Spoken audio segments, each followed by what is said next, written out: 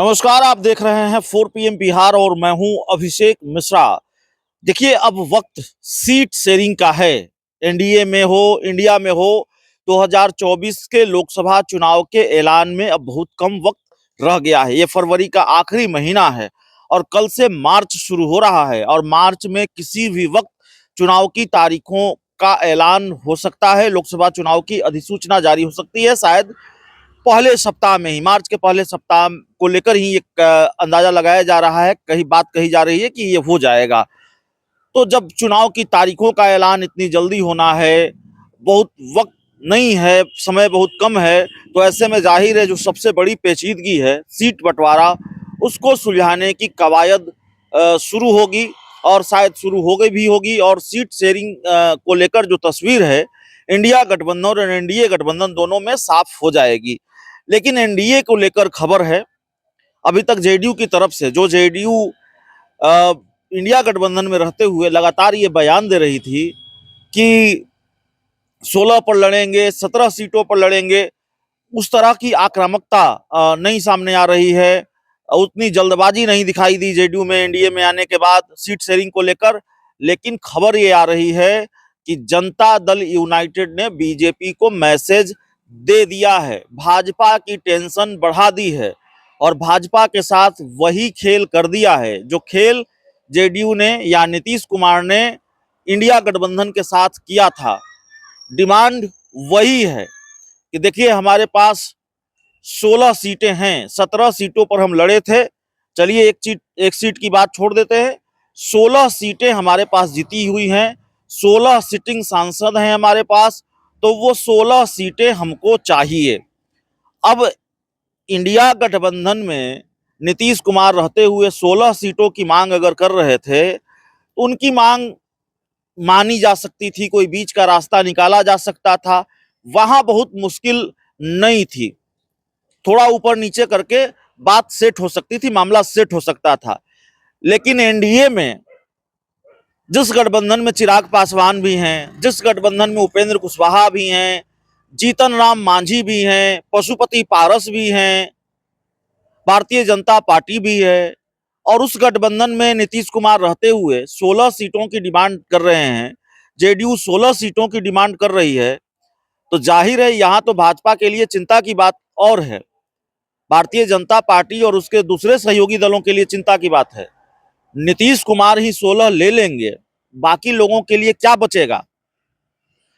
तो चाहे बचे या न बचे, लेकिन बीजेपी को साफ मैसेज दे दिया है, बीजेपी के सामने अपनी डिमांड नीतीश कुमार ने रख दी है, जेडीयू ने रख दी है कि भाई देखिए, हम तो 16 सांसद हमारे पास हैं और 16 सीटिंग जो 16 सीटें हैं उस पर हम लड़ेंगे। हाँ, एक दो सीटों की अदला बदली हो सकती है, एक दो सीटों से हम समझौता कर सकते हैं, संख्या से नहीं, सीटों से समझौता कर सकते हैं, एक दो सीटों की अदला बदली हमको मंजूर है। और नीतीश कुमार ने काराकाट सीट से समझौता मंजूर कर लिया है। काराकाट सीट जेडीयू उपेंद्र कुशवाहा के लिए छोड़ सकती है या छोड़ने जा रही है। काराकाट लोकसभा सीट पर उपेंद्र कुशवाहा का चुनाव लड़ना तय है। लेकिन सवाल यह है कि काराकाट का रास्ता उपेंद्र कुशवाहा के लिए साफ हो गया है। सीतामढ़ी पर उन्हीं की पार्टी के माधव आनंद तैयारी कर रहे हैं। सीतामढ़ी सीट का क्या होगा, जिसका ऐलान खुद मुख्यमंत्री नीतीश कुमार ने कर दिया है। देवेश चंद्र ठाकुर उम्मीदवार होंगे।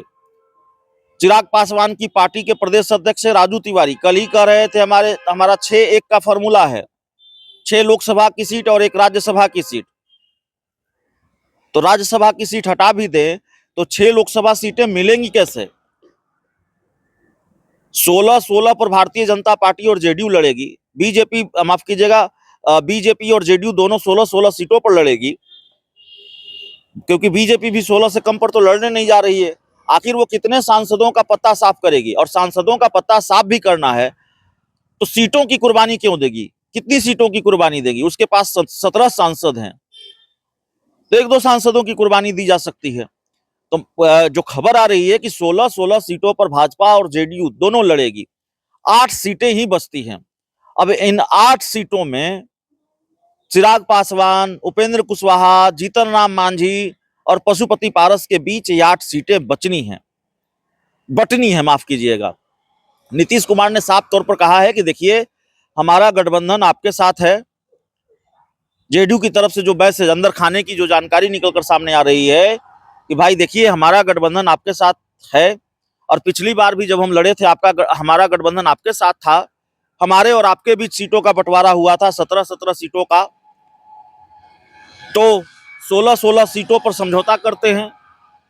बाकी आप अपने सहयोगियों को कितनी सीटें दीजिएगा वो आप जानिए। ठीक उसी तरह जैसे इंडिया गठबंधन में रहते हुए नीतीश कुमार कह रहे थे कि आरजेडी कांग्रेस को कितनी सीटें देगी, वाम दल को कितनी सीटें देगी, वो आरजेडी जाने।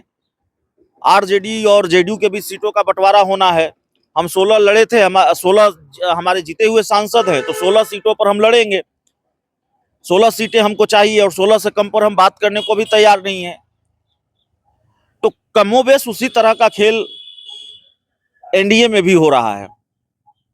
नीतीश कुमार ने मामला फंसा दिया है, सीट बंटवारे को लेकर बीजेपी की टेंशन बढ़ा दी है, या जेडीयू अब वही खेल कर रही है भारत भाजपा के साथ जो खेल इंडिया गठबंधन में जेडीयू ने किया था कि भाई 16 सीट पर से 16 से हम कम पर नहीं मानेंगे, 16 सीट तो हमको हर हाल में चाहिए।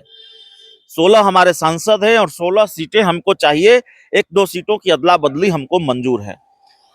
तो दरअसल जेडीयू ने इस डिमांड को रखकर सिर्फ भाजपा की चिंताएं नहीं बढ़ाई हैं, सबसे ज्यादा चिंता अगर किसी की बढ़ी है तो वो चिराग पासवान की बढ़ी है।